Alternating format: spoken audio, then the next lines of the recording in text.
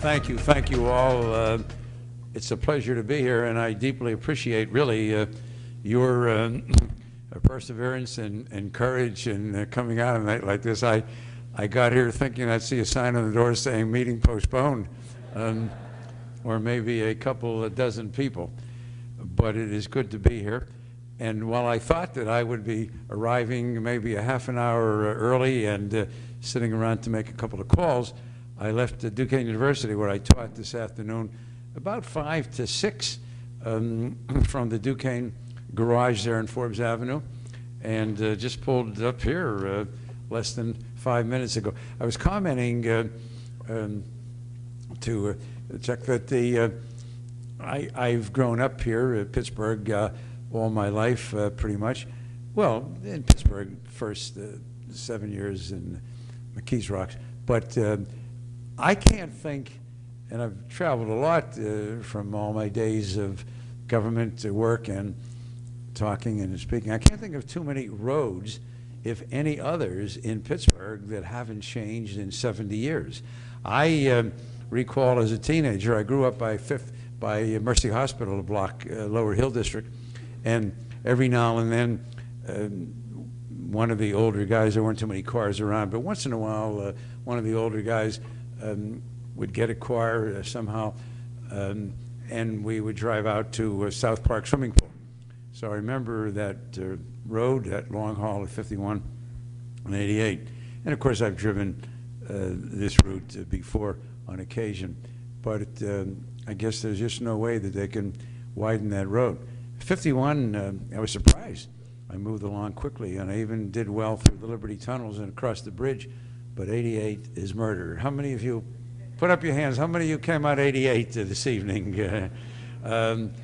Not many, so you guys must have another way to get out here, I don't know, by helicopter or what have you. Well, it's a pleasure to be here with you and to talk about forensic science generally and some of the interesting cases that most of which, if not all, you've heard about, and that I've had the opportunity to be involved with in different ways.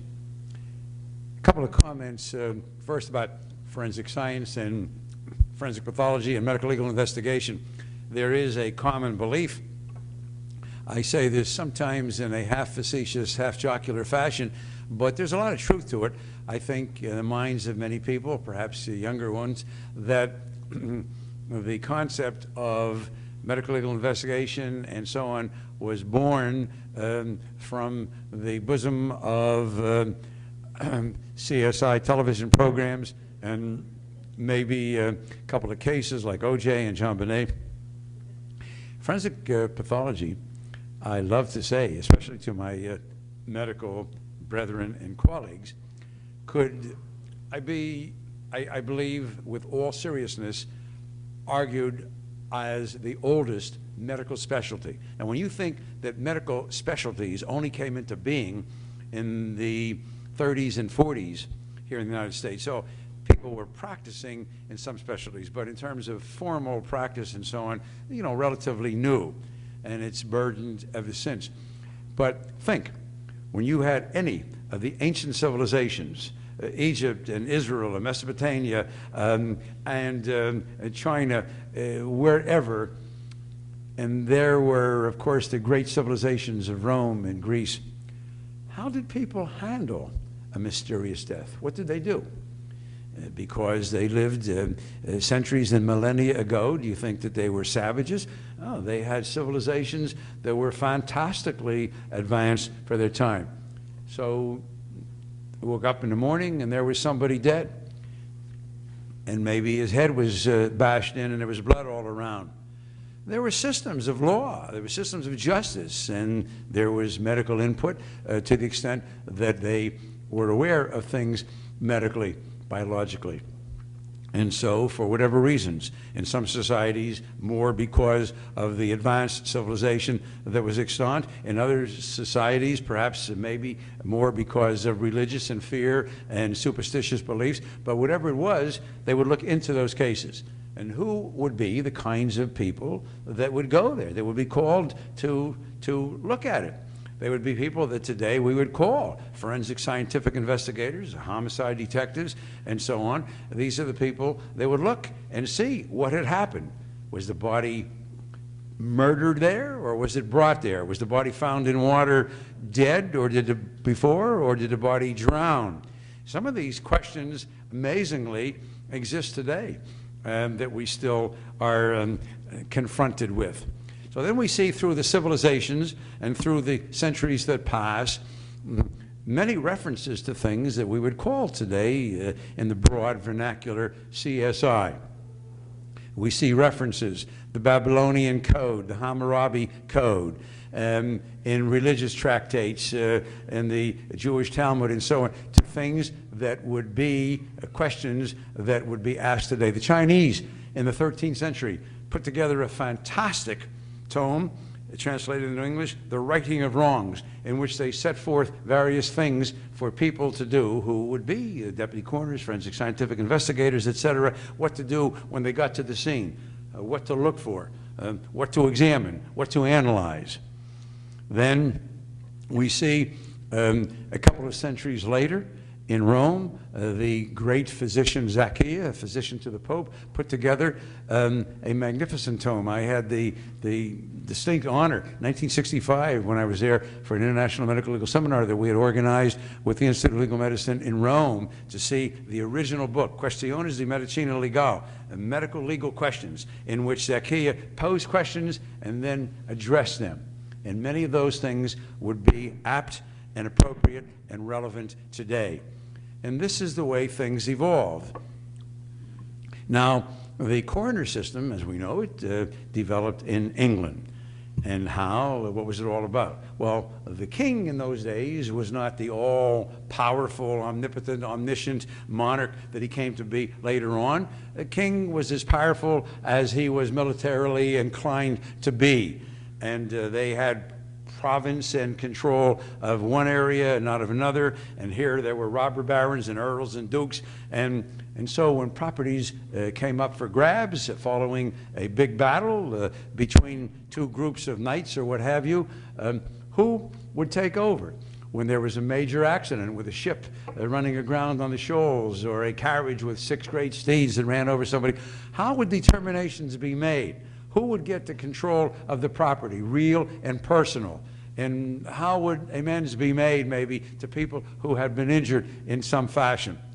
And so the king said, hey, I got to be there. I got to have my representatives. I can't be screwed over all the time because I'm not there. Remember, they didn't have fast cars and jet planes. So how did you deal with something that was a couple of hundred or more miles away? So he appointed these people, and they were appointed by the king, by the crown. Crowners. What's the word in Latin for crown? Crowner? Coroner, corona, right? And hence the term coroner. And that was a system that was adopted and brought over to the colonies. And it existed and still exists till today. In 1877, Commonwealth of Massachusetts adopted the first medical examiner system. There was somewhat of a scandal and a problem, and so they adopted an ME system. The next change took place in 1917 in New York City, and since that time, various states have adopted on a statewide basis, and in other states, usually in the larger metropolitan areas. But contrary to what many people believe, there is not an automatic differentiation made simply by virtue of the characterization by the name, by the appellation. There are differences that are based upon how the individual runs the office, how he or she thinks it should be done, what the nature is of their responsibilities, and so on. And so, as you will see when we talk about some cases, some of the greatest problems, some of the biggest fiascos and debacles have occurred in medical examiner jurisdictions. So the idea that all coroner systems are archaic and that they're all run by people that don't have any training in forensic science and so on, and that every medical examiner system, because it has a guy that went to medical school and trained in pathology, it is automatically going to be good. That is a false belief. But I just want to give you that background and then open the door to some cases. You all know it's been just 3-4 months about what took place with the 50th anniversary of John F. Kennedy assassination. I was inundated and delighted to be so with invitations to speak, including here, and I apologize to any of you who may have been inconvenienced and so on, but there was a program that I'd forgotten about that I had to deal with, and it was postponed to this evening. We had at Duquesne University the largest, the most well-attended 50th anniversary program, 3 days, and by the way, just want to mention anybody that's interested in that, DVDs are just now coming available. Anybody's interested in any of the complete set or individual hours. What a tremendous program. On Thursday evening, at the end of the first day's program, we had a panel discussion at the Heinz History Center, which was a co-sponsor for our program, and the title of the panel, which was moderated by Sally Wiggin, whom you all know, of course, the title was, "How would the news media handle the assassination of President Kennedy if it were to occur today?" You just think about that. And we had some top-notch writers, formerly Washington Post, and other textbook writers, as well as journalists, and Oliver Stone was on that panel too. They talked about things, and just think. There are many of you who are old enough to remember what it was like back in those days. The government said something, you know, that was it. That was pre-Watergate, pre-Vietnam.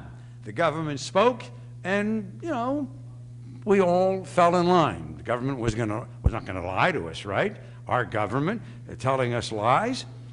In those days, politicians, you know, they did what they wanted to. Today, you know, you're in politics, you're in government, no holds barred, right? Did you change your underwear? Did you smoke a marijuana when you were 16? Did you pinch a cheerleader's rear end in high school? You know, did you get drunk once in college and so on? You know, everything is out there. Kinds of thing. In fact, I was just thinking about that yesterday when they charged the former governor of Virginia and his wife now all these crimes. And while I'm a Democrat, he's a Republican, I think a lot of it is, you know, just BS. I mean, to go after this guy. So he took, I'm not saying they shouldn't give it back and maybe some penalty or so on, but to talk about major crimes and putting him in jail. And the thing that bothers me most about that is that, as with any law, if you are going to apply it, you apply it across the board. You don't pick and choose. And what they have done with this governor and his wife, because they took some gifts, and admittedly, she was very solicitous, very desirous of material things, dresses and stuff, I think, of her daughter's wedding and so on. I'm not bestowing accolades upon them, but there are these differences indeed. And they exist very much in the real world. And so has it come to pass in the field and in the areas that we're talking about. And I mention this not just because I think it's interesting to reflect upon it, but you have to understand and keep that in mind as you consider these cases and questions. You know, yesterday I spoke at Longwood Senior Club out there in Oakmont, and these older people, I guess, are being hustled to come there when they decide to check into some nursing home and so on. And someone asked a question, which was very good, and the question has, of course, been asked before, you know, how could these things have occurred? Well, let's see what did occur, and then we can talk about it, and you can reflect, and you can talk about it when you get home with family and friends about, you know, how and who would have believed. On this JFK program, in addition to top-notch people, medical specialists in all of the fields, pathology, radiology, photographic experts, and others. We also had one of the surgeons that took care of John Kennedy at Parkland Memorial Hospital on that fateful day, November 22nd, 1963, Dr. Robert McClellan. He was on live TV, spent a whole hour with us, this magnificent gentleman, now I think 82. And he spoke in such a clear, articulate fashion. And then he answered questions. And he talked about what he saw and what he thought about the head wounds. And you were hearing it right there from him.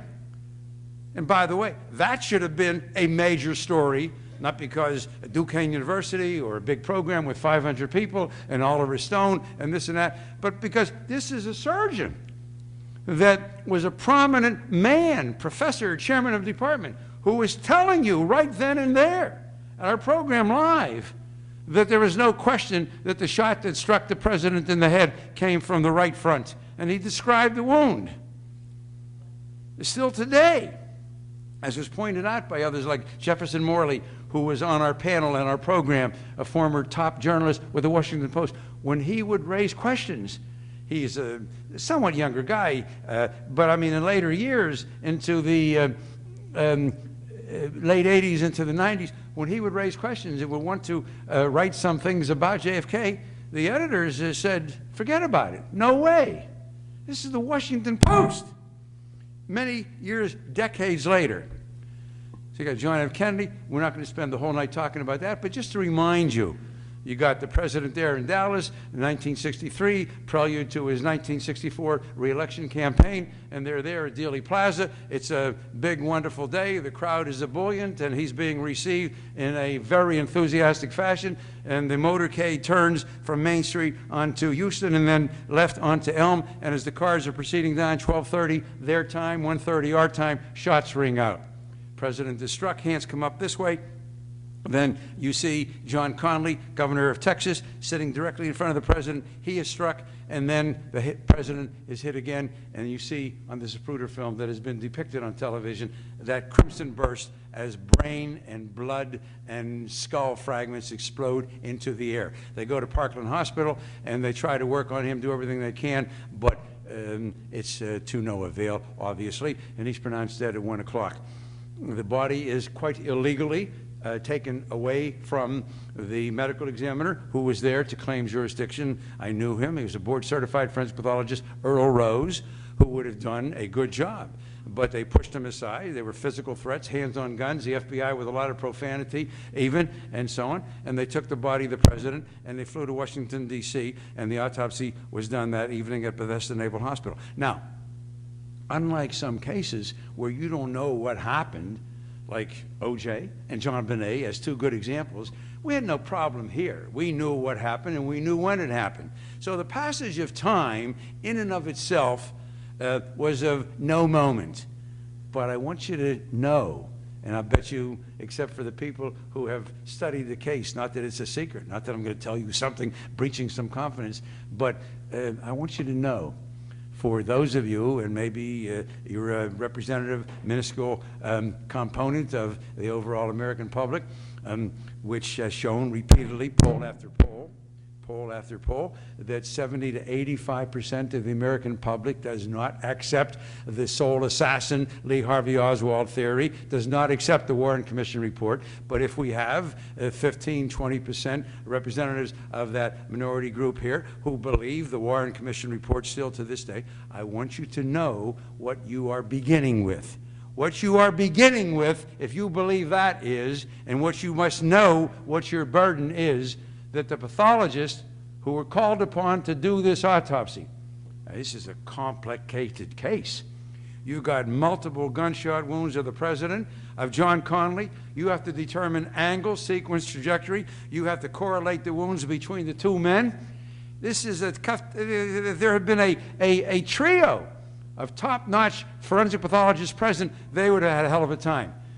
This is our president, too. This is not you or me. It's a complicated case, and it is also not a case involving, you know, some guy living in East Podunkville. It's our president. Who did they call upon to do this autopsy? Two military pathologists from Bethesda Naval Hospital, Humes and Boswell, who had never done a single gunshot wound autopsy in their entire careers. never done a single gunshot wound autopsy. Can you imagine that? Can you just think about that? This is America. This is not some third world nation or some dictatorship where they're finessing and they're going to make things come out the way they want to. Think about that. And they didn't know what the hell they were doing. And they didn't even talk to the surgeons at Parkland. So what did they see and what did they do? Well, the surgeons at Parkland had seen a bullet hole in the front of the neck at the level of the knot of the tie and a big gaping defect on the head. And no further examination was done, clothing wasn't removed, and no dissection of any kind was undertaken.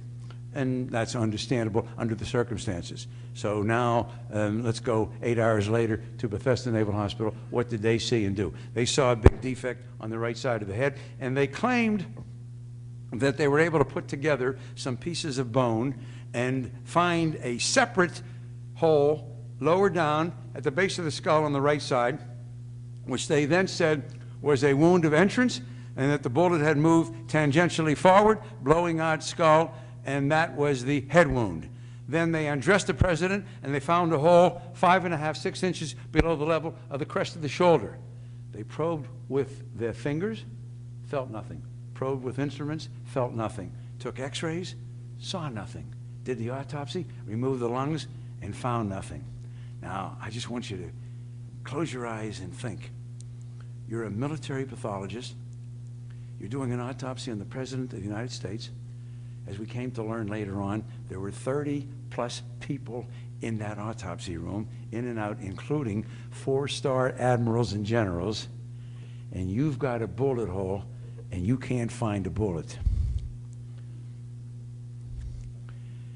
Just then, as if it were one of those late TV movies when you just know what's going to happen because you look at your watch and the station is closing up in 20 minutes, so you know what the hell has to happen, right? Well, so something had to happen. Information came in from the FBI in Dallas, transmitted to the FBI in D.C., that a maintenance man, Roy Tomlinson, at Parkland Hospital, a couple of hours after the entourage had left, trying to get to the men's room, found the corridor blocked, bent down, moved the stretchers, and lo and behold, there was a bullet. Nobody had seen the bullet before. This is a 6.5 millimeter copper jacketed lead core military ammunition, 1.25 inches in length, 1/4 inch in diameter. This is not a little .22 caliber like I had to dig out the other day on some guy who was shot in Westmoreland County. You go searching around. This is a good sized bullet. Well, there it was. Information transmitted to the pathologist, and they, of course, eagerly reached out, and this was their conclusion, that when the president lay on his back, supine, and the doctors applied pressure to the front of his chest for cardiac massage, that pressure applied to the front of his chest forced the bullet, which had gone in, they knew, beyond the length of an adult man's finger, back out through the same channel. Like if I went in Liberty Tunnels tonight and I decided not to come out here, I would put the car in reverse and just back right out, right? Well, bullets don't work that way, but that was their conclusion. The next morning, they called the doctors at Parkland, and what did they learn? What did I tell you 3 minutes ago? What did I tell you? How about that bullet hole in the front of the neck? I want you to take a look at the person sitting next to you on either side. You think if there was a hole in the front of that person's neck, what do you think? You think you might recognize it? Or you think you got to go 4 years of med school and take 6 years of pathology training to see somebody's a hole in their neck? Well, how in the hell did they miss it? How? Because what they were seeing, the pathologist at Bethesda, as far as they were concerned, was a tracheostomy. You've seen people who have had trachs, right? When you have a massive head injury and the brain isn't working and the brain controls heart and lungs, you got to take over the brain's job. You got to suction out carbon dioxide, feed in oxygen, take out blood and mucus. And so they, in fact, did do a tracheostomy, but they found out quickly at Parkland that afternoon that the bullet had already made the tracheostomy for them. The bullet, quite fortuitously, had ripped through the trachea. That's all they had to do was expand the margins of the bullet hole because the cuff from the oxygen machine was too wide. And so they expanded it, not malevolently, not deceitfully, but they did what they had to do. These comedians at Bethesda that night, not having any experience, not having spoken with the doctors at Parkland, never knew until the next morning that they had missed a bullet hole in the front of the president's neck. How do you handle that? What do you do? I'll tell you. If you're Asian, you commit suicide. If you're European, you resign. If you're an American, you just bullshit your way out of it. Okay? And that's the way that's the way it was done. Okay. Well, they thought that okay, that's it. And now Oswald's dead. He's been conveniently dismissed, gotten rid of by Jack Ruby. Jack Ruby, whose mafia ties went back to the age of 17, a little Jacob Rubenstein in Chicago. And Jack Ruby, my God, by the way, Jack Ruby, he was a nightclub owner, a restaurateur. He was a bar owner. He was a pimp. He was a police informant. He was an FBI informant. He was a gun smuggler. Damon Runyon on LSD could not have created a character like Jack Ruby. And yet, according to the Warren Commission, Jack Ruby just fortuitously walked down the back ramp. He went downtown to wire some money via Western Union to a stripper who used to work for him. And when he walked out, guess what? There was the ramp to the Dallas Public Safety Building. Having nothing better to do, he walked down the ramp, and lo and behold, out came Oswald. Jack Ruby said, you know, I can't let Jackie Kennedy go through the trials and tribulations and emotional trauma of a trial. I'm going to kill this SOB. Takes out his gun and kills him, and that's the end of Lee Harvey Oswald, okay? And that's the end of the case, because J. Edgar Hoover told us in 24, 36 hours, he told us that the case was over. We got a president who's dead, multiple gunshot wounds. We don't know where the shots have come from. We don't know exactly what's happened. Oswald's been interrogated steadfastly and continued to say that he had nothing to do with it and so on. But Hoover has already announced to the world that the case is over. It's been solved. Okay, fine. Wrap it up. Let's go home. But now you got a problem. Abraham Zapruder, a woman's clothing merchant in Dallas, bought a brand new 8mm Bell Howell camera that morning to go there and take pictures. He stood on a structure called a pergola. This elderly gentleman, his secretary, braced his leg, and when the cars turned from Houston onto Elm, Zapruder started this film. And that's the famous Zapruder film. I had the opportunity to study that film at Life magazine headquarters in December '65. Life bought the film from him for a very large sum of money, something around a couple $100,000. And what they did, after the Bell Howell and FBI people checked out the camera, they determined that the film strip, these little 8mm film pieces, frames, they're called, each individual unit, that 18.3 frames went through the camera per second. Do you remember, those of you who are old enough, when we were in high school and we had films to show and we had the movie projector and you took the spool of film and you threaded it, you know, on the little sprockets? Well, that's the old film. And each one of those little frames is called a frame. When you go to Kennywood Park and you want to see Buster Keaton, Charlie Chaplin, and all those people, and you put in your, what is it now, a buck? It used to be a nickel when I went there, and you turn right, and if you turn fast enough, you get a movie, right? Okay, 18.3 frames per second. I want you to think about that. There's not a word you can utter, a movement you can make, a thought you can entertain 18 times in 1 second. You can study the murder of President Kennedy and the wounding of John Connally at 1/18-second intervals. So in a room, there was about maybe about a third this size, a huge room. They, Life magazine, had done what I guess obviously the Warren Commission must have done too, and they blew the little 8mm frames into photos, 11 by 15, laid them out on X-ray view boxes, and you moved in serpentine fashion, and you went from frame to frame at 1/18-second intervals, and you study the wounding of the men. Isn't that incredible? And now we have the alleged murder weapon. This is a Mannlicher Carcano, developed many years ago and then supposedly somewhat refined by the Italian military going into World War II. Considered by every long gun expert that I've ever spoken to as the most inferior weapon of its genre ever developed. In fact, in 1972, my then friends, whom I had come to know from the 65 program at the Institute of Legal Medicine in Rome, asked me to come back and talk about the JFK assassination. And I readily and happily accepted. And as I was talking, I saw some of the professors. They were much older than I at that time, and they were kind of smiling and smirking a little bit. I felt so bad because I thought I had said something wrong, inappropriate, and when it was over, I went to Silvio Merli, who had become the director, and we were good friends, and I said, Silvio, and he spoke good English, I said, Silvio, I want to apologize if I said something that was, he said, no, you don't understand. He said to me that when you were talking about the Manicure Carcano, that's when they were smiling and laughing. I said, but why? They said in Italy, the Manicure Carcano is considered to be an instrument of love, not a weapon of war. And I've never forgotten that. Okay, so they test-fired it, the most skilled marksman they could find. By the way, which Oswald was not. He had flunked his first marksmanship test, got a barely passing score the second time around, despite the attempts by some of the television programs a couple of months ago to make him now into this great marksman. And they got the best skilled shooters they could find, and they determined 2.3 seconds. Load, unload, reposition, and without allowing time then for lining up, and it's a horrible weapon with the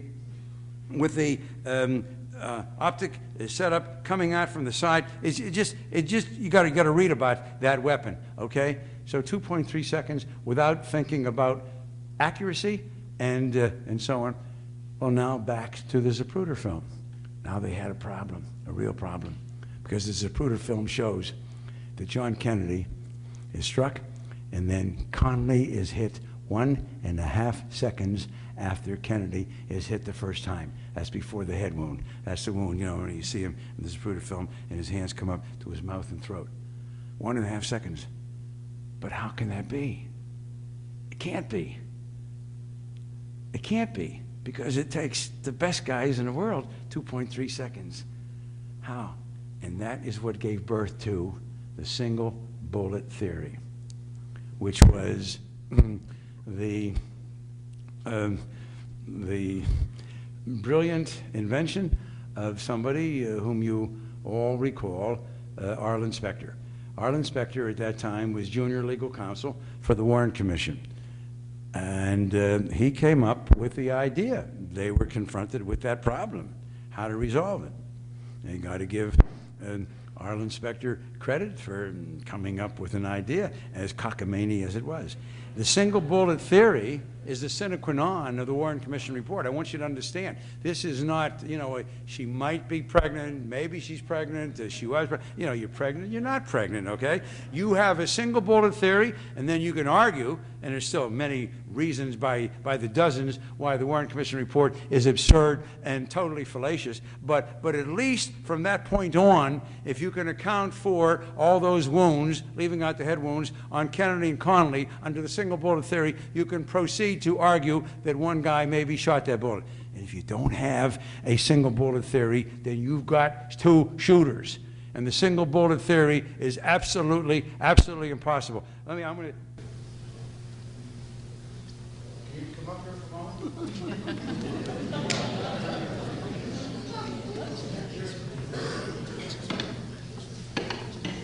I love to do this. You're going to be president. I'll tell you what, besides showing that I'm not a male chauvinistic pig, there's another reason why you have to be the president. I started to do this, and then Oliver Stone, whom I did not know at that time, asked me to be a consultant to him on the movie JFK. So I went down to New Orleans, and it was a wonderful experience. There was Kevin Costner playing Jim Garrison, the DA, and Jo Kopechne, playing David Ferry, David Ferry with those crazy painted eyebrows and so on. And it was a wonderful experience. And Oliver Stone asked me to read the script. He He said there was no way anything could be changed, but he wanted to check for medical technical accuracy. And I saw that he didn't have this in there. I begged him to put it in, and he did. And that's that great scene, if you recall, JFK, when he cut across the portrays it. I do this all the time. This is the single bullet theory. The bullet comes in, I told you, about 5.5 inches below the crest of the shoulder, hitting the president in the back. It exits from the front of his neck. So to begin with, and this is undisputed, the bullet has an upward trajectory of 11.5 degrees, having been fired from the 6th floor window. I swear. But how do my colleagues deal with that? Well, if the president were bent over, then the bullet comes in, and you see it comes out the neck. And it looks like it's going up, but really, except, you know, guess what? Kennedy was not tying his shoe or scratching his groin. What he was doing was waving to the people. Hello, how you doing, okay? The bullet comes out from the president's neck, moving now from up downward, from right to left, and from back to forward, comes down. It doesn't, like, graze his shoulder. You can say, hey, can you be sure for an inch or two? If that were the case here, the bullet comes out, moving thusly, okay, actually a straight line, completely misses the governor. Where does it go into John Connally under the single bullet theory? The bullet comes out in midair, turns, goes back 18, 20, slams into his right posterior axillary area. That means behind the right armpit. That's where the bullet entered Connally. Goes through his chest, pierces the lung, destroys 5 inches of the right rib, and exits below the nipple. The reason you're the president is because I sometimes forget, and I put a warning.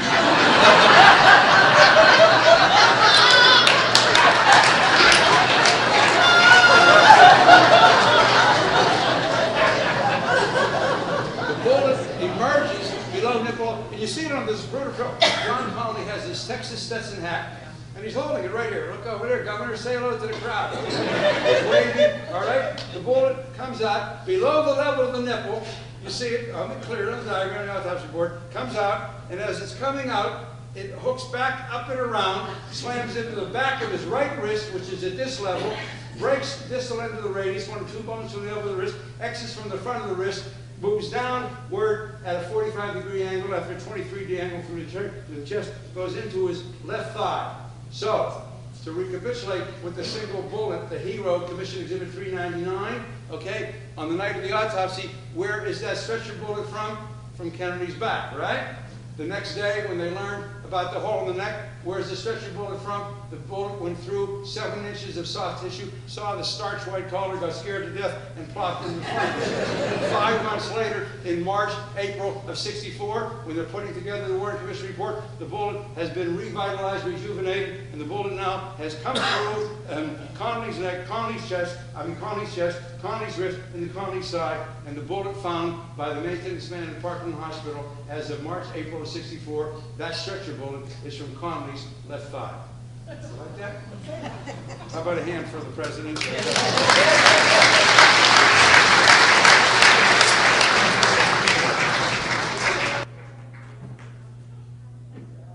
Well, that's the single bullet theory, and there's so much more that can be said about that. But let's move on to another. You could ask questions later on. Robert Kennedy. Well, you got to say, what's the story with Robert Kennedy? We all know what happened. It was June 5th, 1968. Bobby Kennedy had just won the California Democratic primary. That was tantamount to the Democratic nomination for president. That wrapped it up. They knew that they couldn't just have him go out into the crowd at the Ambassador Hotel. It would have taken hours to get him out of there. So they said, Senator, come on, we're going to go out the back way through the pantry, the kitchen. So he had bodyguards, Rosie Greer, that great African-American athlete, and walk out. And we all know, right? We've seen and we've read. Everybody knows that Sirhan was there, and as the senator walked toward him, Sirhan shot. Right? Okay. All right. Tell me, those of you who recall. And within a range, you don't have to be precise, what was the approximate distance when Sirhan shot as the senator was walking toward him, and Sirhan shot at him. What is your recollection? What do you think was the distance between Sirhan's hand and Senator Kennedy? 8 feet, 3 feet, 4 feet? You're in the ballpark. I've done this with audiences now, and I haven't kept track. It's probably got to be, I don't know, tens of 20,000 or more people. I love to do this. What if I tell you Dr. Tom Noguchi, coroner to the stars, an outstanding forensic pathologist, a very dear friend to this day, who called me, by the way, about 3, 4 o'clock in the morning that night. My wife was in the hospital having given birth to our daughter, our 4th child, and I was going to be leaving in a few hours with my 3 little boys to Washington and then to San Juan to speak at some professional meetings. And I knew that Tom many times forgot the 3-hour time difference, and I figured this is another time. He called me and to tell me that the senator had been mortally wounded and they would be pronouncing him dead. He didn't need my advice on the autopsy, but we had become good friends. He knew of my interest and involvement and my criticism of what transpired in Dallas with Kennedy's body, and he wanted to make sure that they didn't pull the same stunt with him and try to get Senator Kennedy's body out of California. And I gave Tom some suggestions on that, and he followed through, and then everything moved ahead. So what do I tell you? That Dr. Noguchi, an outstanding forensic pathologist who did a fantastic autopsy, in contrast to the debacle involving JFK, 6 board-certified forensic pathologists on his staff, 3 board-certified military forensic pathologists. One of the suggestions I made to Tom to invite them in so that the government couldn't say they were being excluded. Those 3, and 2 civilian consultants, board-certified forensic pathologists, William Eckert, now deceased, and me. What if I tell you that all 11 or 12 of us unequivocally came to the same conclusion and agreed, and this was then confirmed ballistically with studies shooting the same kind of weapon, a .22 long Ivory Johnson, against pigskin, which is the way we do it, to see gunpowder residue and stippling pattern to determine whether a bullet's been fired from a distance. What if I tell you that the determination unequivocally made of the distance from which the shot was fired that killed Robert Kennedy, that struck him in the back of the head behind the right ear, and which, by the way, had a slightly forward trajectory, that shot was fired 1 to 1.5 inches away from the senator's head. 1 to 1.5 inches. Now you got to be asking, what's Wecht saying? I never knew this, and I remember the case, and so on. Yeah. What you don't remember is that in the trial of Sirhan, no forensic pathologist, no criminalist, no ballistics expert was called to testify for the defense. And in the prosecution's case, they never asked Dr. Noguchi about that. He had given the testimony in grand jury, but they obviously weren't going to ask him that in their direct. And in the defense, how convenient, they never asked anything about the trajectory or the distance from which the shot was fired. There was a guard hired that night, standing immediately to the right and behind the senator, Eugene Fain Cesar. And I know an old friend of mine, one of the detectives now retired, is here. He can tell you, and you know this from television and movies and a world of fiction as well as nonfiction. If you have a shooting and you've got people with guns, every damn gun is going to be collected. That's true even if there's a shootout with policemen. Like I did the autopsy the other day on the guy that committed suicide by cop. He slashed this woman's throat, and then he lost all his strength and courage. He had enough strength to slash her throat deeply, and he tried to slash his throat, by the way, just barely broke through the skin. And then he rushed out with the knife, lunging at the state troopers, knew damn well that they were going to shoot him. So in that case, there were 2 state troopers. Both of their weapons were taken in this route. So in this case, nobody ever took Cesar's gun. And it wasn't until months later when questions were raised and they found out, yeah, the gun, many months later, the gun had been sold, and then it was sold a second time. They tracked it down to a guy then in Arkansas. And he said, yes, I bought that gun and so on. Where is the gun, sir? The gun was stolen from my home a few weeks ago. And so that gun was never tested. And interestingly, too, a door frame and ceiling tiles, which had bullet holes, they conveniently wound up missing too. And the count that was taken of the shots fired was about 13. That gun holds 8 rounds. Do you think that Sirhan, as he was being pressed in the table by this 290-pound Rosie Greer and other people, do you think that he reloaded his gun and shot some more? What do you think? That's the Robert Kennedy case. Yeah, you're going to find it hard to believe, but I'm telling you, I wouldn't tell you things that are incorrect or untrue that you could quickly find out about and make me out to be a fool. All right. So let's continue our Kennedy saga. Mary Jo Kopechne. Mary Jo Kopechne, a very pretty young secretary. They're having this big party. Again, by the way, I just thought about it parenthetically. That's the kind of thing that would be a big no-no today. Big, powerful politicians all married, having a party conveniently without their spouses and with their good-looking secretaries, right? And again, you know, well, it's a different America. I remember such parties. At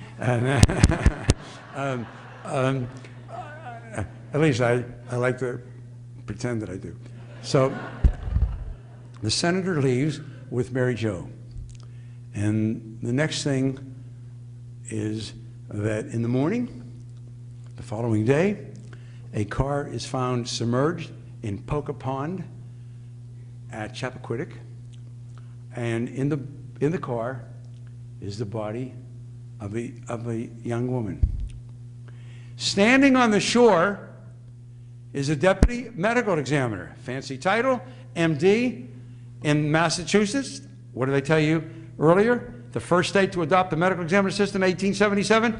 It is now 92 years later. It is 1969, and a medical examiner is there, a woman unidentified in a car submerged in water, and he makes a decision that no autopsy was necessary. And no autopsy was done. I get a call from the district attorney of Suffolk County, Boston, Edmund Denise. He'd been recommended to me by Flea Bailey, who had been a longtime friend, and he called me up and asked me if I would look at the case and would I be willing to testify before the judge in Luzerne County, Wilkes-Barre, Pennsylvania. That's where the body was buried, and they were going to try to get the body exhumed, and I was going to do an autopsy along with a pathologist from Boston. And I said, sure, I'll be happy to do that. And I went and I testified. And the judge was very nice, and I explained what still could be learned and why one could still determine if a person had drowned or if a person had sustained other injuries and so on. But at that time, no charges had been filed at all against anybody, specifically Senator Kennedy.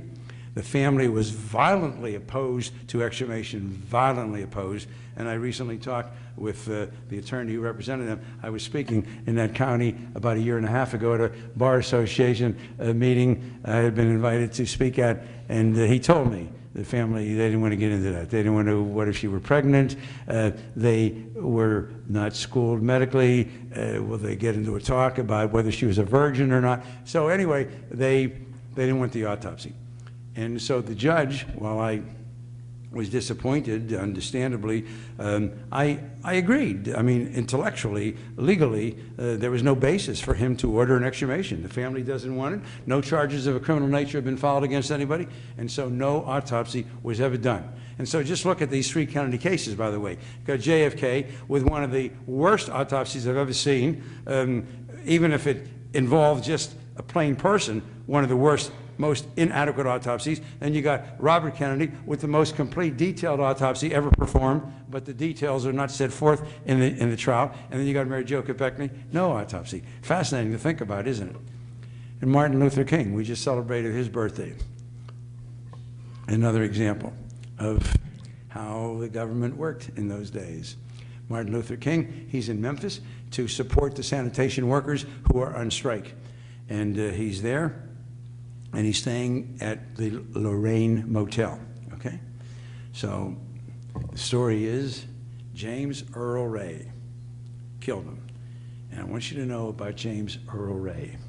James Earl Ray had spent more of his adult lifehood in jails than he had been out of jails, but never for any kind of assault on a person. Robbery, burglary, minor theft, and things of that nature. Nothing ever against a person. He's escaped a couple of times from jail unsuccessfully. One time, he had a car, and a short distance away, the car had a flat tire. Another time, he had a car that ran out of gas a couple of miles down the road. These are true stories. And now, in April of '67, he has escaped successfully. And he's out. We came to learn later on, 6 months down in Mexico, whoring around at brothels and smoking marijuana and drinking and so on. So James Earl Ray, this two-bit punk with no history or background involved in matters against African Americans. He's not a Ku Klux Klaner, he's not a White Citizens Council guy, hasn't been involved in anything.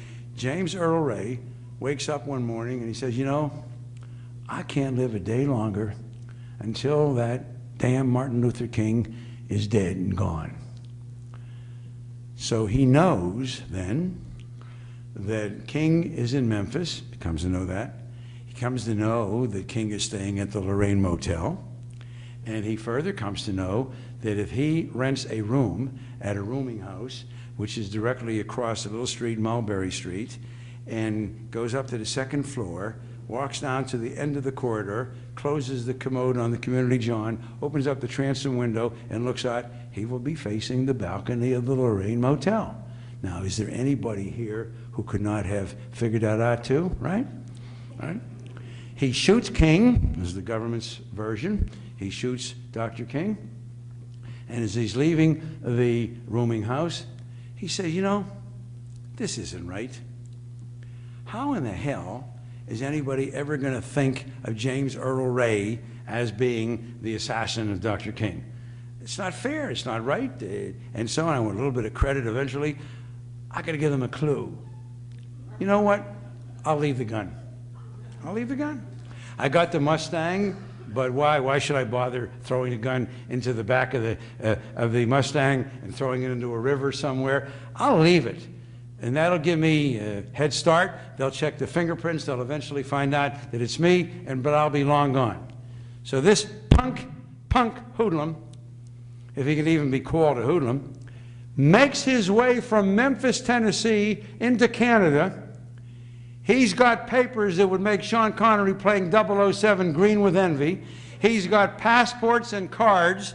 He's got photos identifying him of recently deceased Caucasian males that, you know, good enough to pass. In those days, those of you who are somewhat older, you remember before we became a police state.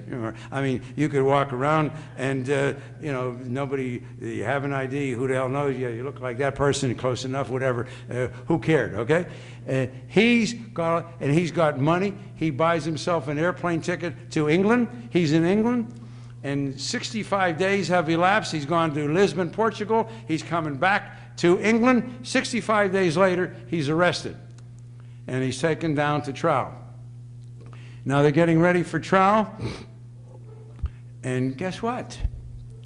His esteemed, renowned legal counsel, some of you may recall, several decades ago, Percy Foreman, a big Texan with a huge white head of hair. Percy Foreman announces that after having signed, Percy Foreman, after having signed a multi-million-dollar book deal, he announces that James Earl Ray is going to plead guilty. And so there was never any trial.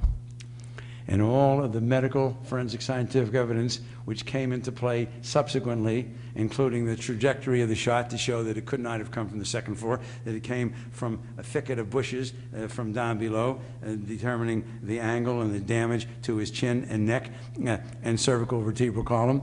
The gun itself was tested and didn't match with the slug that was found. None of that ever came out because there was never any trial. I went down and did an autopsy many years later on James Earl Ray with the medical examiner in Tennessee for the family, and spent a lot of time talking with the brother and with the attorney, Dr. William Pepper. That's the Martin Luther King case. And again, you see, that's not my purpose here tonight, talk about medical examiner versus coroner, but I want to point out again that that took place in a medical examiner jurisdiction, as did the autopsy situations, or the non-autopsy on Mary Jo Kopechne, and the blunder that we talked about regarding JFK. So other political cases, just to mention them in passing: Vincent Foster, Ron Brown. Vincent Foster, senior partner in the law firm in Little Rock, Arkansas, where Hillary Clinton had been, remember the Whitewater scandal and all that jazz? He's got an office right there in the White House, very close personally as well as now governmentally to the president and Hillary. And one day he's found his back against a little a hillock there at Fort Marcy Park outside D.C. over the line in Maryland, and he's dead, apparently of a gunshot wound. A gun is there by his hand. To do an investigation, this is Vincent Foster. He's among the top 6 people in the United States government. We want to call in the FBI, right? Maybe the Maryland State Police, right? How about the Washington, D.C. homicide detectives? They've done a lot of murder cases. You know what? We're not going to bother them. This can be handled by the Fort Marcy Park Police. We'll catch them in between their giving out tickets to people who are parked illegally, telling couples to get the hell out of the back seat and leave the park. We'll catch them and they'll do a homicide investigation. And that was the investigation in the Vincent Foster case. And by the way, the bullet was never recovered. The bullet was never recovered. I was consulted in that case, interestingly, by the United States Senate, even though the chairman of the Finance Committee was Republican Alphonse D'Amato from New York, but his legal counsel was a young woman whose father, a dentist in Florida at that time, had been a student at Pitt, where I lectured at the Pitt Dental School, and he had recommended to his daughter that they consult me, and so I got involved in that case, and then later on in another official capacity. Ron Brown, the most distinguished African-American government leader in the country, again, a personal friend as well as a close political ally of Bill and Hillary Clinton's. He's the Secretary of Commerce. He's over there at Bosnia-Herzegovina. They're flying over the war zone, 33 people, including him, and something happens, the plane crashes, maybe was shot, and down it goes and everybody's killed. When a prominent American citizen, especially affiliated with the government, dies overseas, a government political type person, they bring the body back and the autopsies are done at Dover Air Force Base in Dover, Delaware. The military forensic pathologists leave Washington, D.C. at the Armed Forces Institute of Pathology, and they go over to Dover and they do the autopsy. So the most experienced and respected forensic pathologist in the military was working on one body, and there was Ron Brown on a table right next to him, and that examination was being done by another forensic pathologist from the military. And so the doctor to whom I refer looked over and he said, you know, gee, that looks like a bullet hole. It was round, it was symmetrical, it had inward beveling or cratering. You know, when a bullet goes in, it pushes the little bony spicules aside and makes what we call a crater effect. We differentiate entrance from exit on bullet holes in bone, particularly the skull, based upon that beveling phenomenon. and it showed that inward beveling. The X-ray showed a snowstorm effect, tiny, tiny fragments of metal bursting from the bullet as it breaks through the bony skull and releases many little pieces of itself and so on.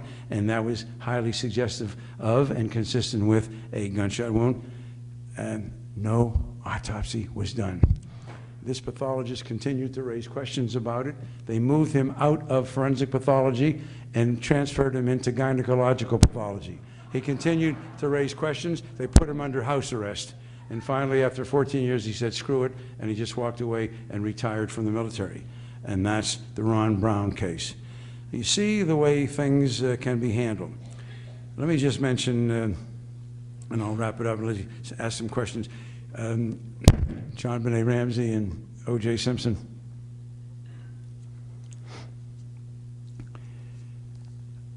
I had been away with my family the Christmas holiday and came back, and I remembered when I was away, and while I am an avid reader of 5 newspapers when I'm here, when I'm away I get away from that, but I see an occasional paper and so on. And I remembered seeing a picture of this girl that I thought something like she was a midget or something. And when I got back, there was a phone call from one of the national tabloids. I think it was a National Enquirer or Globe, one of the two, and asked me if I would review some pictures they had. And I said, sure. It happens with me all the time. So they sent me these pictures, and I see there's this little girl, JonBen Ramsey. She's not a midget, she's a 6-year-old girl. She had been made to look like a woman with all of the, more makeup probably than any single woman here in this audience has tonight, and so on. This little beauty queen, and she's been murdered, they say. So what's the story with JonBen? Her mother tells us that she got up at 5:30, day after Christmas, and prepared some little breakfast. Family was going to leave to upstate Michigan for the rest of their Christmas holiday, and she sees a note propped up on a step, like this. And the note, as she reads it, is a kidnap note. It says, "We represent a small foreign faction, and we're demanding." Well, how much would you demand? I don't think you've done any kidnappings. This is your first one. And this guy, he's worth about $300 million. He just sold his business. So what would you ask? Maybe $250,000? Okay, all right. There's a guy back there in that red sweater. He's done a couple jobs. What, $500,000? $500,000, right? Okay. I see a guy there in the back with a tie and white shirt. He's trying to pretend he's a solid citizen. I can recognize a veteran kidnapper when I see one. What do you go for, $1 million, sir? What do you think, okay? So you know what was asked for in this ransom note? $118,000. It's a nice round number, right? Exactly the amount of money that John Ramsey had been paid as a bonus from his company the year before. How many people would have known John Ramsey's bonus of $118,000? And now this kidnapper, who has found a way to come into the house without awakening anybody, knowing where her room is, not awakening her that she would cry out, the brother Burke, 3 years older, just a few feet away, not awakening him or the parents. And he knows about a back set of stairs that go down into the basement that a maid who had worked there for 6 months never knew existed. That the detectives who were called at 6 o'clock in the morning searching for a little girl in the house. That's a good-sized house. Some of you live in bigger houses. They're searching in a house for a little girl. They never found this room at the base of the steps. It wasn't until 7 hours later that John Ramsey says to his then best friend, who turned on him and became his worst enemy, nightmare for him. John Ramsey says to his friend, whom he invited over, let's go down to the basement and look again. It's 1 o'clock in the afternoon. And according to his then best friend, before the lights are even on in the room, as Ramsey opens up the door, he exclaims, "Oh my God, there's my daughter." And they take the little girl's body up. And the coroner is called. 7 hours later, gets there, doesn't see the body until 8:30. By that time, the indicia that we use, rigor mortis, body stiffening, lever mortis, the settling, gravitational settling of blood, and the dependent parts of the body, algor mortis, body temperature, that we use to determine when somebody died, forget about it. After 8 hours, you know, the error rate, the range is too great to be of any specificity. And so they blew that completely. And it makes a determination that she died, and it's interesting when you read the autopsy report, talks about this fracture on the top of the head of 8.5 inches from front to back, and then the rope around the neck and so on. Interestingly, the rope around the neck, the collar of this sweater pajama was pulled up like this, so that the rope wasn't touching the skin. And down here on the sleeve, where it was tied, it was over the sweater so that it did not touch the skin. And guess what? In the autopsy of this 6-year-old girl, most of the hymen was missing. There was chronic inflammation seen in the vaginal mucosa, the lining of the vaginal vault, microscopically. That means something 48, 72 hours or more had caused it to become inflamed. And then at the 7 o'clock position, focal superficial erosion. And I don't mean to be crude or insensitive, but in order for you to understand this, the women can think of the pelvic exam when a right-handed examiner, or he, she, was examining you and doing an examination of the organs and so on, where that finger would go, 7 o'clock position. And then under polarized light, you take a blue prism and you put it on the optic of the regular microscope, and you see birefringent materials, which can't be seen unless you use the blue prism. You know what the most ubiquitous source of birefringent materials is in every single one of our homes without exception? Talcum powder. You get the idea? There's no evidence at all of penile intrusion into the vaginal vault. There's no sperm. There's no great injury, a minor abrasion. You've got the chronic inflammation. You've got the absence of the hymen to a great extent. You've got the focal superficial erosion at the 7 o'clock position, and you've got birefringent material. Begin to get a picture? I have to spell it out for you anymore. This is a game that had been played many times, who knows, before. Ramsey, the wife, she was out of the sex business, ovarian cancer, surgery, chemotherapy, radiation therapy. She's not in the business. Little JonBen, she's the surrogate. There was no intent to harm her. This was a game that was played.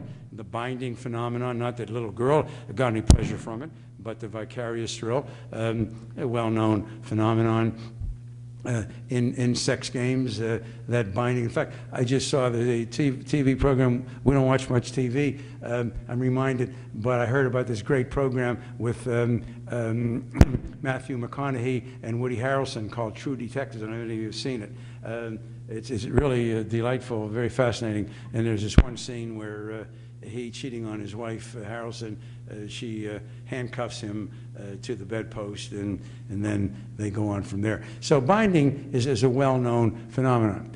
But back to JonBen and our kidnapper, who gets into the house and who leaves the house and who takes the time, by the way, the pen and pencil, pen and paper with which he wrote, and upon that which he wrote, was there in the middle of the night. He went around and found a pen and paper. And by the way, he didn't like the first beginning. He took the notes. He knew that one day it would become a hot item. He crumpled it and threw it to the ground. And then he started all over again, like an English paper, right? And then proceeded to write, "We represent a small foreign faction." And by the way, too, the rope that was used to bind her was conveniently found there. And then he, after writing the note in the middle of the night, he leaves. But what did he forget?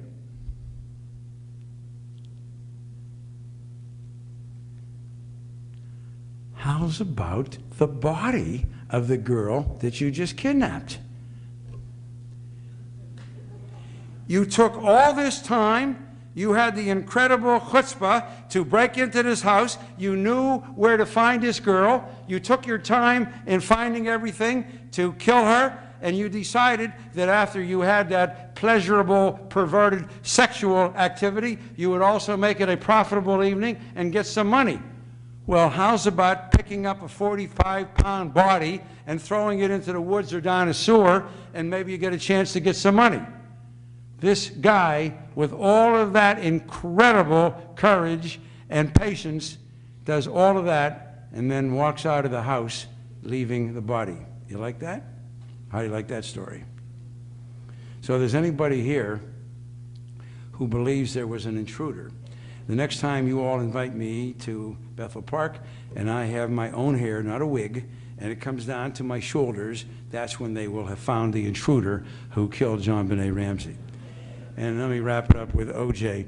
O.J., fascinating case. I was consulting that case. I didn't testify because at that time I'd spoken out too much. I was on too many programs and so on. Lee Bailey did come to Pittsburgh and spent a day and a half at my home going over the case with me, and I talked with him and Cochran. So you got O.J. Simpson, and you got the trial, and then you got the civil trial later on. I want you to think about this.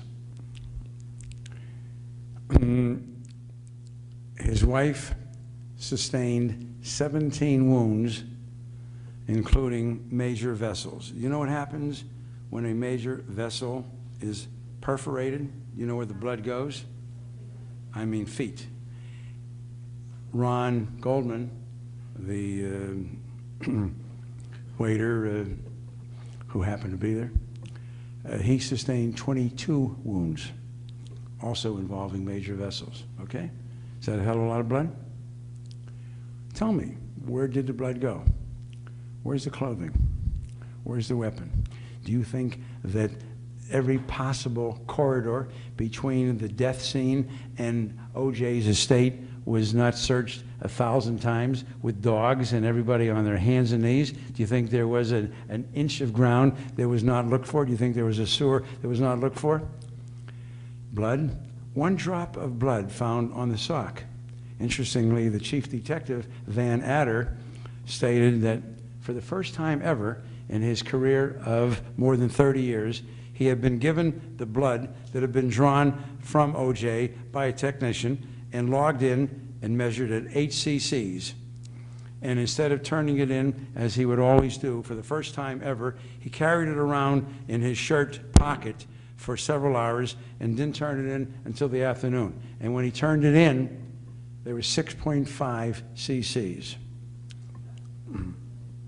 A cc and a half had evaporated, okay? Well, and the blood on the sock was found to contain an anticoagulant, which is not in our bloodstream, but which is found in bloods that are drawn in chemical tubes.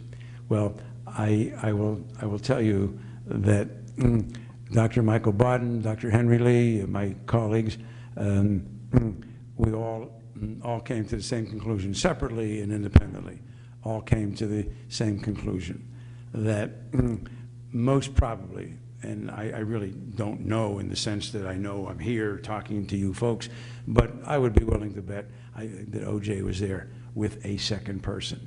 There definitely was a second person. When you think of the blood, when you think of the clothing, when you think of the absence of the weapon and so on, no question. And by the way, I got to tell you this one, it's delightful, and comes from my very good friend, Henry Lee. And Henry, who is the internationally renowned criminalist, fantastically brilliant, and his own inimitable Chinese accent, which seems to get more Chinese with each passing year in this country. I always tease Henry about that. So Henry says 90% white people think O.J. guilty. 90% black people think O.J. innocent. 95% Chinese people don't give a shit. And that's a good one to remember about what is important in our lives. Well, I think maybe I'll close it up at this time, but I'll be pleased to answer any questions. I know a lot of you are anxious to leave and get home, so please feel free to do so. But if our host will come up here and call upon people, if somebody has a question about these cases, or maybe some others, Anna Nicole Smith and her son Daniel Smith, Phil Spector, Captain Jeffrey McDonald, Chandra Levy, Klaus von Bülow's wife, Waco Branch Davidian Fire, Elvis Presley, you know, whatever you want, go ahead. So, all right. So please, go ahead. If anybody has, go ahead.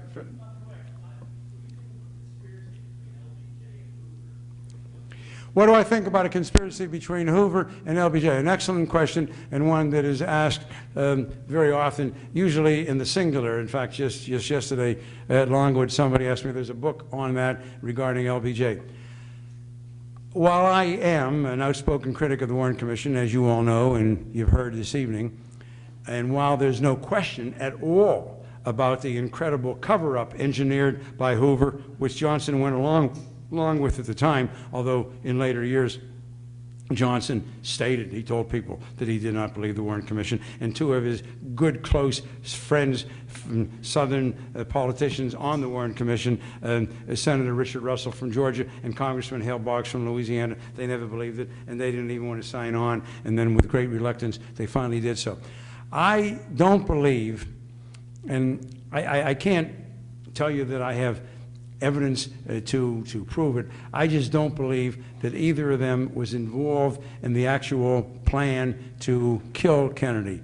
There's no question about what I've already said, and I repeat again, the cover-up, the total cover-up engineered by Hoover, who was delighted. Kennedy's gone. Bobby Kennedy, his boss, his attorney general, will be powerless and soon out of there, and so on. But I just don't think, for reasons which would take a long time to discuss of a political nature, that LBJ or Hoover actually participated in the plan to kill the president. That's just my belief. But many of my colleagues who are critics of the Warren Commission report do believe that one or both were involved. All the way in and back. 13 years ago, my college professor, Dr. Charles Emmett, said I should come to hear you speak if I ever got the chance. He said to the whole class. He said if I ever got the chance to ask you the question, I should. From the time JFK was brought into the room to the time everyone said, okay, let's go home, you know, we're done. If you were in charge, what would you... You mean at Parkland Hospital? Oh, there was nothing that could have been done to save his life. Let me make that clear. There were some 18 specialists. They were prepared. One of them was so bright, he suspected, as many medical people did, that Kennedy was the person about whom there had been an article in a national medical magazine talking about a major political figure who suffered from Addison's disease, an adrenal gland insufficiency. And he was even there with various compounds that are manufactured by the adrenal gland, including adrenaline and so on. So they did everything they could. No, nothing could have been done to save his life. And then, as far as if I were there, I couldn't have done anything more because the forensic pathologist, he was there, and he valiantly tried to stop them putting his own body in the way. They picked him up, pushed him up against the wall and threatened him. So there's nothing to be done. The more important question then, which does play out, what would have been done and what should have been done thereafter, and that is that the top forensic pathologist should have been called in. In fact, Dr. Milton Halpern, who was chief medical examiner of New York City, who was the #1 guy in the field, he was so certain that he would be called in that he already had contacted a couple of colleagues and asked them if they would come with him to Washington. He just knew that he was going to be called to do this autopsy. So that's what should have been done. And obviously, it was not done. And that's the tragedy of this entire matter. Right here. I believe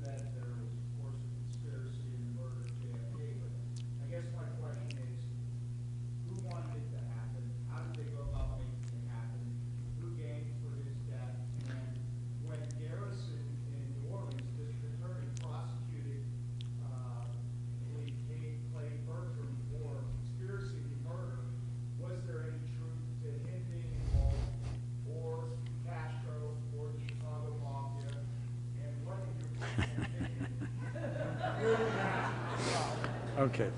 Glad you got that. Excellent, excellent questions. And I'll give you the answer. What was it all about? Okay. So I don't care, and I'm sure in this audience, to be serious for a moment, there are many Republicans, conservative, so it doesn't make any difference what your own political thoughts are. Put them out of your mind, what your own political philosophies and ideologies are. And just think about it in a detached way. John Kennedy is president. It's November '63. He is definitely going to be reelected the next year. So you're looking at 5 more years of John Kennedy.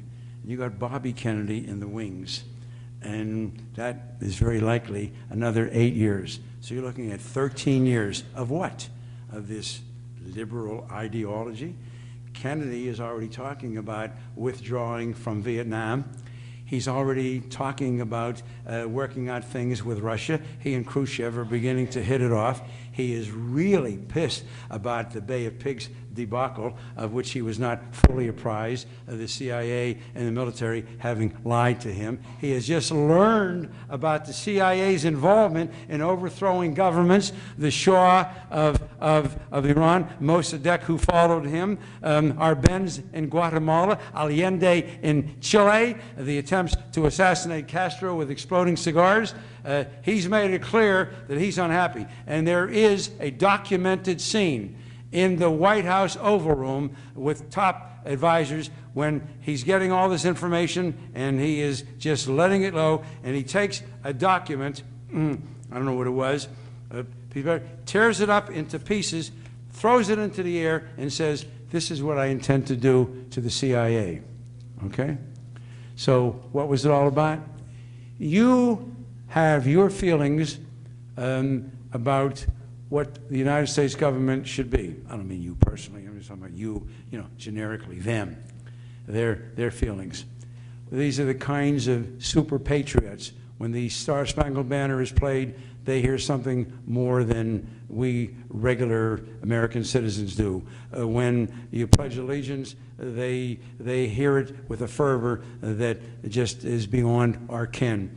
And they see America going to hell. They see in America, Kennedy is talking about voter rights. He's talking about a bill that will deal with African Americans and so on.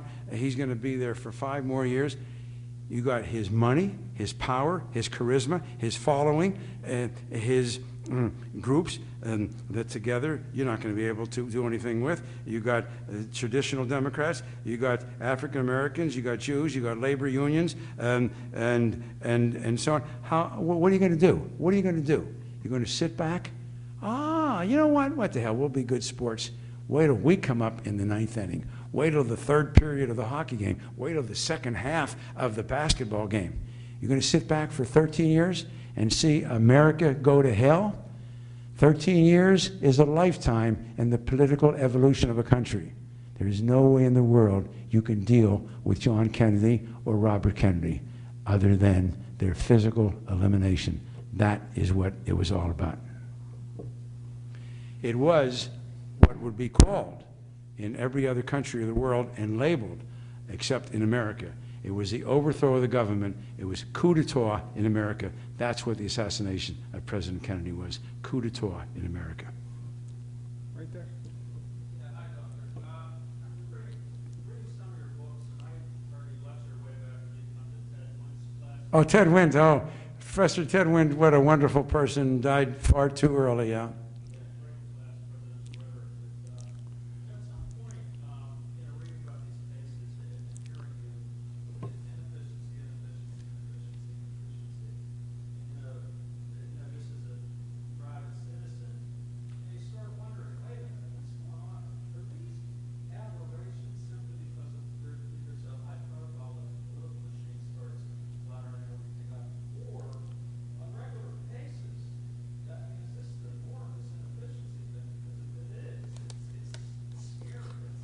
Well, yes, it is scary. I don't think that there could be those kinds of political assassinations today. While the police state has increased, and every one of our emails and phone calls can be monitored, and you got to show, you know, I mean, I don't have to go through that. It's a good reminder. Young people today don't know what it was like in America before. How about running to the airport as they were closing the door and you're waving your ticket? Hold on, right? Now, you know, maybe you got an hour and a half wait in the line and so on. So it's a different America. I don't think that there would be that kind of assassination today. I'm not saying that never going to happen, but I think, you see, that there's no way that they would be able to get away with what transpired then. In Kennedy's case, an autopsy handled by incompetents who had never done a gunshot wound autopsy. In Bobby Kennedy's case, failure to introduce by the prosecution the basic forensic scientific evidence that every high school kid knows about into the murder trial. And Mary Jo Kopechne, no autopsy. And Martin Luther King finessing it like they did and not having a trial. I don't think that would happen. They couldn't get away with it. We've learned, and despite many things that many of us are not happy about in America, one thing, because also of the changes in forensic science. And now that everybody understands and knows a little bit about CSI and all that jazz, it's not going to happen again. I'm not saying that nobody's ever going to be murdered again, but no way is there going to be that kind of a cover-up. In those years, and again, I know I've said this, but you got to, again, I don't know how old you are, sir, but you got to talk to people who are older. In those years, you know, nobody, all those things I just referred to that the CIA did, not that they were secret, but nobody talked about it. It was a different world. When I was running for the U.S. Senate in 1982, I swear I remember talking to a bunch of newspaper editors, interviewing me and so on, and I said, what about the massacre in Hamas, Syria? They had just killed, it's been minimally estimated to have been 25,000 people by Hafez Assad, the father of Bashir Assad, the current leader. 25 to 50,000 people killed in Hamas, Syria, and there was almost nothing in the American news media. They did what they wanted to. They reported what they wanted to. Today, even today, 50 years later, despite all of this evidence, we can't get anything. I say we, the critic researchers, board-certified people, forensic pathology, radiology, and so on. You can't get anything in the New York Times or the Washington Post. Jefferson Morley said, his editors told him, finally they called him in one day and they said, Jeff, forget about it, man. We don't want any more articles by you on the Kennedy assassination. Forget about it. It's over and done. And you know what these papers do today when they want to get into an investigation. I don't have to tell you. All right? So it was a different world. It was a different America. And they did it and they got away with it. And JFK and RFK and Martin Luther King, again, I repeat, I don't care what your politics are. You may have disliked them or disagreed totally. That's not the point I'm making. The point I'm making is that these were three people that politically, in Martin Luther King's case, he wasn't running for office, but in terms of a national spokesman. He spoke and 100 million Americans just followed up in suit. How do you close the mouths? How do you keep those people quiet? How do you deal with 13 years more of the American presidency seeing things moving in that fashion? We're going to get rid of the CIA or we're going to make it into a new entity. President Truman, under whose administration the CIA was created, 1 month after, and he chose the date, 1 month, December 22nd, 1963, had a big op-ed piece in the New York Times setting forth what his intention was and what his thought was about creating the CIA. And he pointed out it wasn't at all what the CIA had become. Even today, the CIA is a kind of a quasi-government. Not maybe to the extent that it was, but still today, it does pretty much what the hell it wants to do. All the way in the back.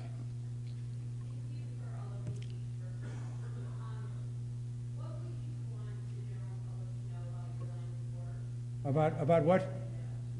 Your line of work. About my line of work?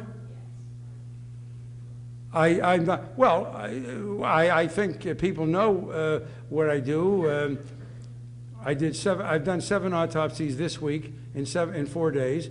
I did 409 last year. I do consultations for attorneys all over the country and sometimes international cases. I write books. I have a couple coming out next year.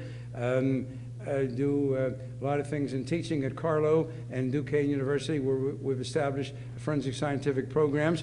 And I try, you know, some things of a pro bono nature. Just spoke with a woman today whose 16-year-old daughter died in Florida. And I had arranged and get material sent to me from the medical examiner and spoke with him and spoke with her. She was very, very grateful and so on. And so, you know, I do little things like that, and then get calls from news media, San Diego TV the other day about a case there, and New York Daily News yesterday about that 14-year-old autistic African-American boy who was found dismembered floating in the East River. So, you know, those are little things on the side. And then what I'm most proud of, what I do is, and what I have accomplished is, that I've had the great fortune of having 4 wonderful kids and their spouses and now 11 grandchildren. And talk about lucky breaks, they all live in Pittsburgh area.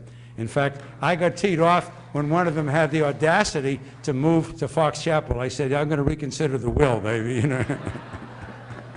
So that's what I do. And on Sundays, every Sunday, we have a big family get-together. And over the Christmas holiday, all 21 of us were in Costa Rica for 11 days. Our own little bus, our own little bus, and with a guide and a driver.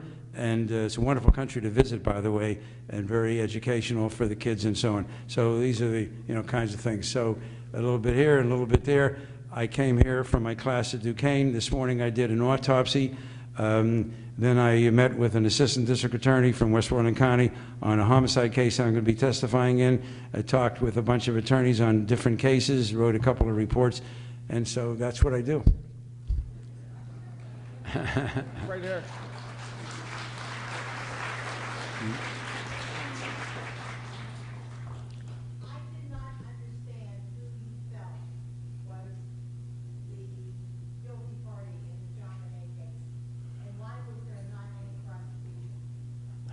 Oh, by the way, it's an excellent question. Do you know that about 6 weeks ago, after all these years, that a reporter out there got hold of, it never been disclosed in all those years, got hold of the grand jury's recommendation. The grand jury had recommended that indictments should be brought against both John and Patsy Ramsey. And the district attorney, Alex Hunter, just ignored it. How often do you think that's done? As to who, well, I'm sorry if I didn't make it clear. It's the father playing, the sex game. No intent to harm the girl. I'm not talking about, what we may think of that, and understandably and rightly so. But in terms of, no intent to harm. But I forgot to tell you, I didn't forget, I didn't want to, you know how many murders there had been in Boulder County that year?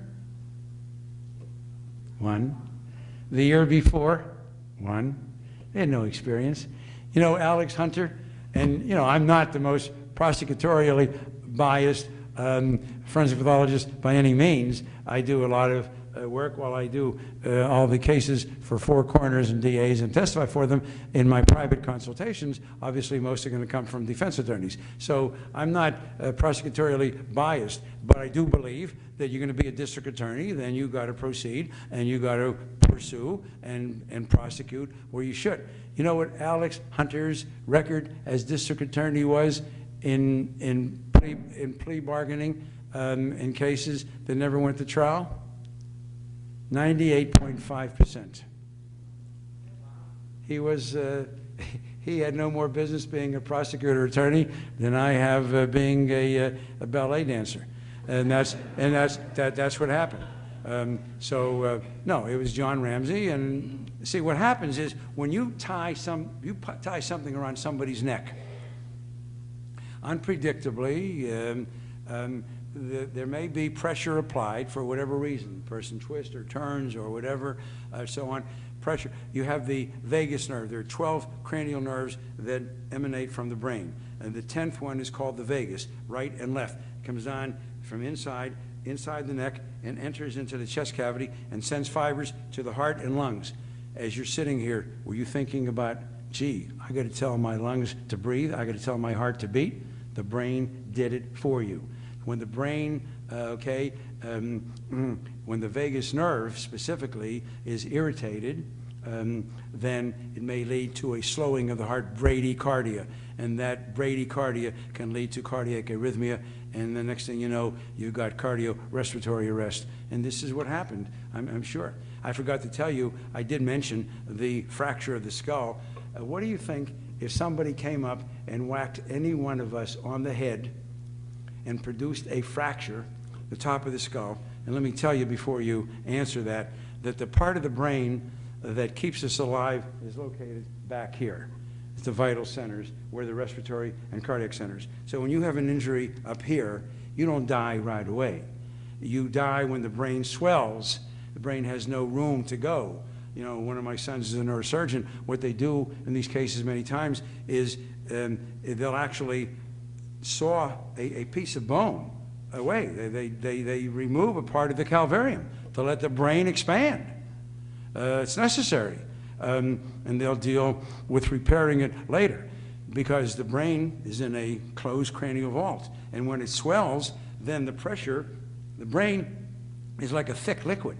And it goes like a liquid does to its only opening. What's the only opening in the skull? Back here where the spinal cord emerges, the foramen magnum, the large opening at the base. And what happens is when the brain swells and the pressures go down, it pushes those vital centers down into that opening and you die.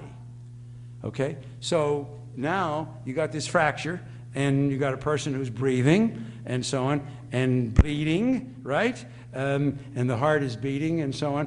You know how much blood was found in JonBen Ramsey's head from that 8.5-inch fracture? 7 cc's, which is a teaspoon and a half. What do you think if any one of us got cracked on the head like that? Do you think there might be more than a teaspoon and a half of blood?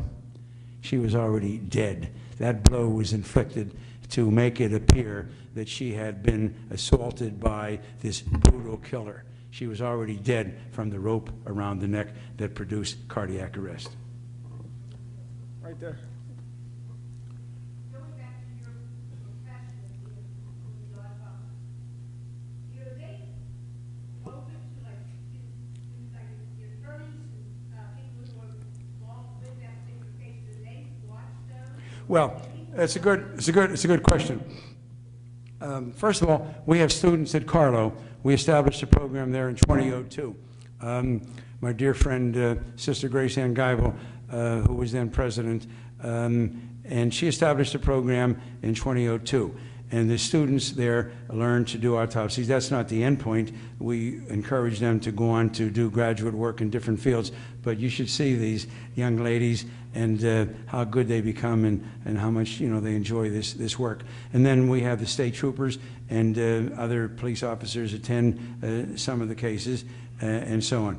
And then sometimes we do have a person who is interested, usually, some student or somebody in the field that wants to see an autopsy, and we try to work it out in appropriate cases. I do all my autopsies at Carlo University. It's part of the teaching program, but that's where I do all my autopsies, including when I have bodies brought to me from other cities and sometimes other states. They're brought here by vehicle or by plane.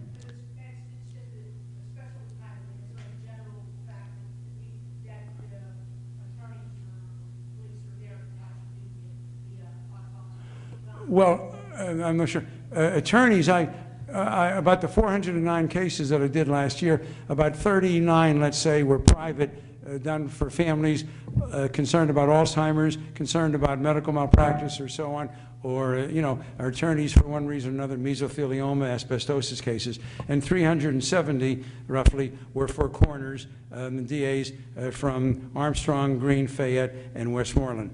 And I do all of their autopsies. So I do work with attorneys privately, and obviously then with the attorneys in those district attorney offices. Okay, because I was told by an instructor, they're open to people who see. Well, not open in the sense that, hey, I'm in Oakland and what the hell, on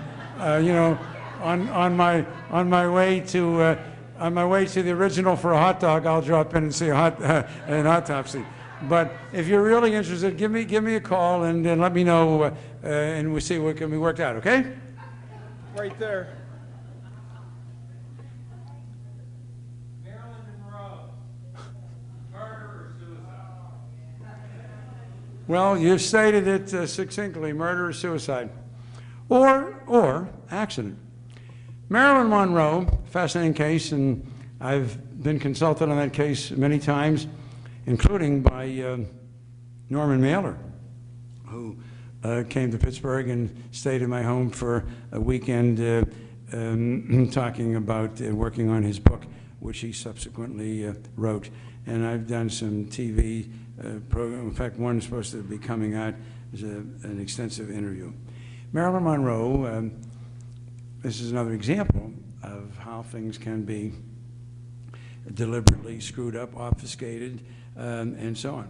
She's found dead by her housekeeper, who calls first one private physician. That private physician comes, he calls a second private physician. About 4 hours later, they call homicide detectives in LA. And it's not until about 6-8 hours after that that the medical examiner's office is called. I forgot to tell you, in OJ, the medical examiner's office was not contacted until about 8 o'clock in the morning, and when they got there, they were still made to wait for another hour and a half before they could see the body. So as I told you, all those indicia of rigor mortis and labor mortis and so on, kiss them goodbye. That's just absolutely, absolutely unbelievable. Marilyn Monroe, they did the autopsy. My friend Tom Noguchi did it, and he collected gastric contents. You want to see how much of the barbiturate, well, they didn't know, they found it proved to be barbiturates. In her, there was, you look in the stomach, and then you see in the small intestine, and guess what? A few days later, the specimen was gone from the laboratory. This is a true story, gone. No, it was just misplaced. What do I believe? Let me tell you this, and I've written about it. In order for Marilyn Monroe to have reached the levels, she had two drugs. She had the barbiturate, and she had the,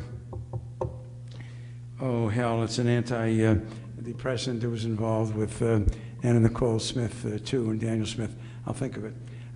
In order for her to have reached the levels that were found in the toxicological analysis, she would have had to have consumed about 24 to 36 of each of those tablets. And no tablets were found in her stomach.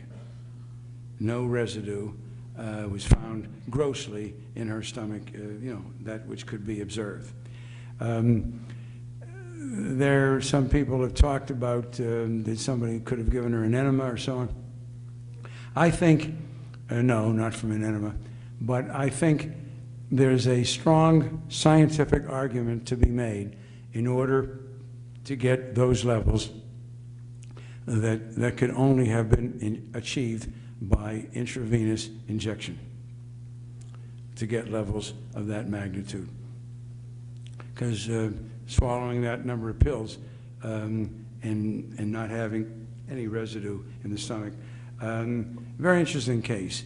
Bobby Kennedy was supposed to have been there that very morning, and there's no question that both John Kennedy and Robert Kennedy had their sexual affairs with Marilyn Monroe. There's no question. That's a matter of fact. You ever see that scene with Marilyn Monroe singing Happy Birthday at Madison Square Garden? Huh? I can imagine. I would like to have seen Jackie's face. So I just mentioned that, and you know, obviously you know from my talk, I'm not anti-Kennedy, but I'm not suggesting that John or Bobby had her done in, but what's that great Shakespearean play where the king says, "I wish somebody." Beckett, thanks. I would somebody would get rid of, right, his nemesis, and it was done. Did somebody think, you know, this is really reaching a point, a major scandal here? Bobby and Jack both having a sexual affair with Marilyn Monroe. How long are we going to be able to keep this undercover? John's got to run again. Bobby's going to be running in the future. I'm speculating. I want to make it clear. I'm speculating. But there's a strong argument to be made. And again, because of the time that elapsed and the fortuitous misplacement of the key biological specimen, we'll maybe never really know the truth. But there again, and by the way, it's interesting, and I know this from several people who went in to try then to get information. Do you know, well, the case as it was officially concluded is that Marilyn Monroe committed suicide, right? And she's a private citizen. Yeah, she's more famous than you and me, and she's certainly a hell of a lot more glamorous than any one of us, sure. But she's a private citizen. It's a tragedy, a great talent. She was, by the way, I think, and so on. And she's dead. She's a private citizen, right? Nobody's involved, nobody had anything to do with it. Well, you tell me, how come the records are sealed and the FBI won't let anybody see them? What has it got to do with a private citizen? And yet, these things are still to this day held inviolate, and people with legitimate interest wanting to write a book, a movie, a script, a television program can't get access to it. By what right? Think about it. Well, how about one more for the road? All the way in the back. In your opinion, JFK, in that case, the evidence from the Zapruder film as well as from the autopsy that you do have information on, how many shooters were there? There were two shooters. One was from the rear, and one was from the right front behind the picket fence on the grassy knoll. No question about that. Was Oswald the shooter from the rear? I think it's highly questionable. I don't have to assume that evidentiary burden. I don't really, you know, my purpose in talking and dealing with JFK now for almost 50 years is not to retrospectively exonerate, exculpate Oswald. And I really don't give a damn about Oswald, other than as he plays a very key role in this matter. But there was a shooter from the rear, and there was a shooter from the right front side. And that's what the head wound was all about, that shot entering here. And by the way, in the Zapruder film, if you've seen it, when the president is struck in the head, okay, a bullet moving 2,100 feet per second, weighing 161 grains, striking, you know what the force is? You remember from your high school physics, force equals 1/2 mass times velocity squared. Velocity is the key thing, 2,100 feet per second with that bullet, and according to the Warren Commission, hits him in the back of the head, right? Well, on the Zapruder film, he's struck in the back of the head with that bullet, right? But he moves this way. He moves backward and to the left. And a motorcycle policeman riding off the left rear tire of the presidential limo was so splattered with blood and brain tissue that it took a half a minute before he realized that he had not been wounded. That's the way everything moved. And yet they tell us that the bullet hit him from the rear. That bullet came in like this, and that drove him back. That's the story. Two shooters. That makes it a conspiracy. A conspiracy means it's an unresolved case, and that means that it has to be reopened. And you want to know something? If there were anybody that you know of in this room, anybody, if you had a case like this, that case would be reopened and would be pursued, just as would Bobby Kennedy and Martin Luther King. But it's not going to happen. It pains me to say that. When I was younger, I said, it's gonna break open in my lifetime. And maybe one day in the lifetime of some young people here, I think another generation or two will be required before the government, whoever the government is, they, well, who cares now? It's long gone and so on, that'll be released. They still don't feel that it's something to be touched because, remember, in the immortal words of that delightful comic strip character I used to like to read, a possum named Pogo. Remember? Pogo had a great line. He said, we have met the enemy and he is us. They found out damn soon, Hoover and Johnson and all, they found out very quickly that it wasn't the Russians and it wasn't the Cubans and it wasn't the Chinese. That left us.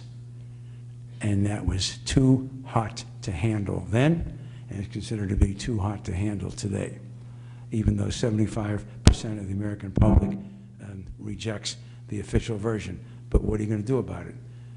Who has standing in court? None of us does, individually or collectively, the millions of us. That's the tragedy of the case. Thank you, folks. Thanks for listening.